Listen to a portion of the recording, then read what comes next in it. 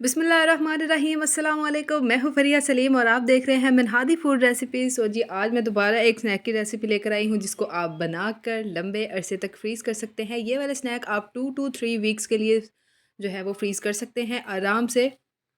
यानी कि एक ही दफ़ा की मेहनत के बाद आपके लिए ईज़ी हो जाएगा मेहमानों को डील करना, बच्चों का लंच बॉक्स प्रिपेयर करना, अपने टी टाइम को मज़ेदार बनाना, या फिर अगर रमज़ान चल रहे होंगे या आने वाले हैं तो उसके लिए भी आप प्रिपेयर करके रख सकते हैं ताकि आपकी इफ्तारी भी बहुत ही मज़ेदार बने और बहुत ही आसानी से। तो जी वीडियो को देखना है आपने एंड तक, ताकि आप जान सकें कि परफ़ेक्ट रेसिपी कैसे बनानी है और किस तरीके से किस स्टेज पर आपने इसको फ्रीज़ करना है और कैसे फ्रीज़ करना है। तो चलिए जी फटाफट से रेसिपी स्टार्ट करते हैं। अच्छा जी, तो पहला हमारा इंग्रेडिएंट है पोटैटोज़। आधा किलो आलूओं को मैंने बॉयल किया और ग्रेटर के साथ मैंने उसको ग्रेट कर लिया है ताकि वीडियो जो है वो बहुत ज़्यादा लंबी ना हो। ये वाला काम तो सबको ही आता है, ठीक है जी। आलूओं को मैंने ग्रेट कर लिया है, आधा किलो आलू है। स्पाइसेस भी मैं उसके लिहाज से बताऊँगी, अगर आप क्वांटिटी कम या ज़्यादा करते हैं तो ऑब्वियसली आप स्पाइसेस को उस लिहाज से बैलेंस करेंगे। 1 1/2 टीस्पून यानी कि 1.5 टीस्पून मैंने इसमें नमक का ऐड किया है। 1 टीस्पून फुल इसमें जाएगा धनिया पाउडर का। हाफ़ टीस्पून इसमें मैं ऐड करूँगी रोस्टेड और ग्राइंडेड ज़ीरा का, यानी कि ड्राई रोस्ट किया हुआ था और उसको बाद में मैंने ग्राइंड किया। खुशबू और टेस्ट जो है वो उससे काफ़ी बढ़ जाता है। 1.5 टीस्पून इसमें मैं डालूँगी चिली फ्लेक्स का। 1 टीस्पून इसमें मैंने ऐड किया है चाट मसाला का। और जनाब 1 टेबलस्पून इसमें जाएगा कुटी हुई हरी मिर्च का। 1 टेबलस्पून इसमें मैंने ऐड किया है सूखी कसूरी मेथी का। और जनाब यहाँ पर हैंडफुल धनिया है मेरे पास, जिसको अच्छी तरह से मैंने धोकर बारीक चॉप कर लिया था। और उसके बाद हम अनियन ऐड करेंगे। अनियन सिर्फ 2 टेबलस्पून इसमें ऐड कर सकते हैं आप, इससे ज़्यादा नहीं कीजिएगा वरना जो है वो आपके स्नैक्स फिर टूटने लग जाएंगे। और जो आपने अनियन ऐड भी करना है ना, वो छोटा छोटा चॉप करके डालना है, बहुत मोटी मोटी प्याज आप काट के नहीं डालेंगे। ये जो मैं ऐड कर रही हूँ ये है 2 टेबलस्पून कॉर्नफ्लोर के, जो कि हमारे स्नैक्स को बाइंड करने में मदद देंगे। ये भी आपने क्वांटिटी का ख्याल रखना है, बहुत ज़्यादा आप ऐड नहीं करेंगे क्योंकि फिर ऑब्वियसली इसका जो है ना वो कच्चा आटे की तरह का टेस्ट आपको डिस्टर्ब करेगा। ठीक है जी, उसके बाद मैं मिक्स करने के बाद इसमें ऐड कर रही हूँ चेडर चीज़। चेडर चीज़ टोटली ऑप्शनल है, आप चाहें तो अपनी पसंद की कोई भी चीज़ ऐड कर सकते हैं, या चाहें तो चीज़ को स्किप भी कर सकते हैं। ऑब्वियसली डालेंगे तो फिर चीज़ का एक अच्छा जो फ्लेवर है, जो अच्छा टच है वो आपको मिलेगा। तो जी चीज़ इतनी इनफ है मेरे लिए। आई थिंक मैंने जो है ना वो इसमें 1 कप ग्रेटेड चीज़ होगी जो मैंने इसमें ऐड की है, ठीक है। अमाउंट मैं आपको बता रही हूँ। चीज़ डालने के बाद आपने इसको बहुत अच्छे तरीके से मिक्स करना है। अगर आप अच्छे तरीके से इसको मिक्स नहीं करेंगे, अगर कहीं कहीं पे चीज़ ज़्यादा रह गई और वो फिर आपके किसी स्नैक में आ गई और फिर आप उसको फ्राई करेंगे तो वो टूट भी सकता है। तो इसलिए इसको आपने प्रॉपरली जो है वो अच्छी तरह से मिक्स करना है। इस स्टेज पर अगर आप चाहें तो आप यहाँ पर स्पाइसेस को थोड़ा-सा चेक भी कर सकते हैं, और फिर अगर आपको कम या ज़्यादा लगते हैं थोड़ा-सा तो आप उसको बैलेंस करने के लिए कोई स्टेप ले सकते हैं। लेकिन ये परफेक्ट क्वांटिटी थी स्पाइसेस की जो मैंने आपको बताई।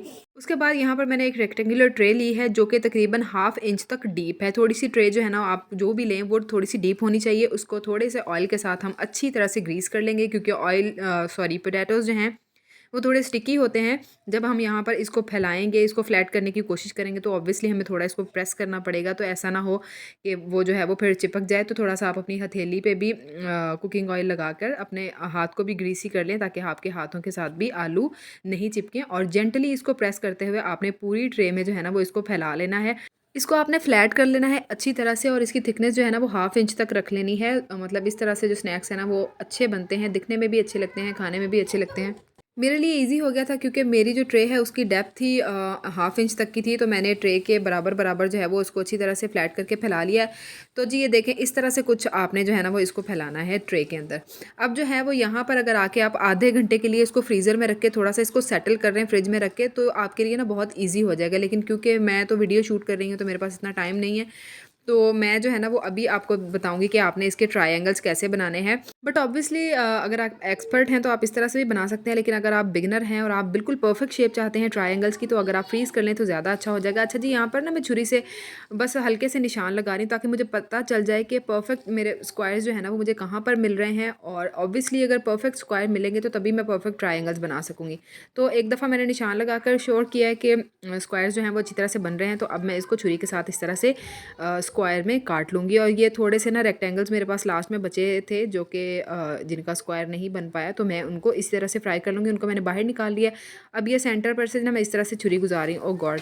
अच्छा, मैं एक बात भूल गई एक्साइटमेंट में, ये जो है ना आपने छुरी को भी थोड़ा सा ग्रीस कर लेना है ऑयल पोटैटोज़ क्योंकि स्टिकी होते हैं, तो वो इस तरह से अगर चिपकेंगे ना छुरी के साथ तो ट्रायंगल्स की शेप ख़राब हो सकती है। देखिए मैंने ऑयल से ग्रीस किया ना, तो कितने अच्छी तरह से जो है वो ट्रायंगल्स कट रहे हैं।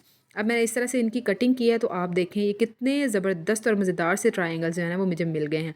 इसी तरह मैं सबको सेपरेट कर लूँगी और उसके बाद मैं आपको बताती हूँ कि आपने इनका करना क्या है। अच्छा, जैसे ही मैं नेक्स्ट प्रोसीजर की तरफ जा रही थी ना, तो मुझे याद आया कि मेरे पास तो ब्रेड क्रम्स ख़त्म हो गया। लेकिन फिर मैंने क्या किया, फटाफट से उसको मैंने घर पे बना लिया। ब्रेड क्रम्स की रेसिपी भी मेरे चैनल पर मौजूद है। आप घर पे ही बड़े मज़ेदार से ब्रेड क्रम्स जो है ना वो आराम से 5 से 10 मिनट में बना सकते हैं। तो ये ब्रेड क्रम्स जो मेरे पास पड़े हुए हैं, ये मैंने घर पे ही तैयार किए हैं, ठीक है ना। तो रेसिपी मैं आपको आई बटन में भी दे दूँगी, डिस्क्रिप्शन में भी लिंक दे दूँगी, अगर आपको भी ज़रूरत हो तो आप भी देख सकते हैं, ठीक है। यहाँ पर जो है ना अब मैंने कॉर्नफ्लोर लिया है 1/3 कप।